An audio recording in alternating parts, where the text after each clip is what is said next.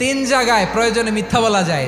এক নাম্বার, আপনার ওয়াইফকে খুশি করার জন্য, সে একটু এরকম না বলে একটু কৌশল করে বললে খুশি হবে, ওটা বলা যায়। দুই নাম্বার, জীবন মরণের ব্যাপার, জান বাঁচানোর জন্য একটু কৌশল করে ঘুরিয়ে বললেন, এটা জায়েজ। তিন নাম্বার, দুইজন ঝগড়া লাগছে তাদেরকে মিলিয়ে দেওয়ার জন্য কৌশল করে একটু মিথ্যা বলা, ঘুরিয়ে বলা যায়। দুইজনের মধ্যে দেখলেন যে সম্পর্ক খারাপ, একজনরে বললেন, ভাই সে তো ওই দিন আপনার ব্যাপারে অনেক প্রশংসা। কি আমার ব্যাপারে প্রশংসা? কি বললো? এই বললো আপনি নাকি এই করছেন ওই করছেন, অনেক প্রশংসা। লোকটার মন খুশি হয়ে যাবে তার ব্যাপারে, ঠিক কিনা?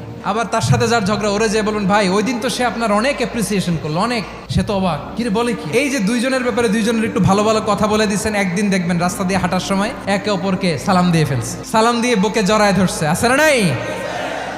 আবার মিলমিশ হয়ে গেছে। কিন্তু আমাদের স্বভাব হইলো, দুই প্রতিবেশী যদি একসাথে বসে একসাথে হাঁটে, দূর থেকে দেখলে আমাদের জলে, আছে না নাই?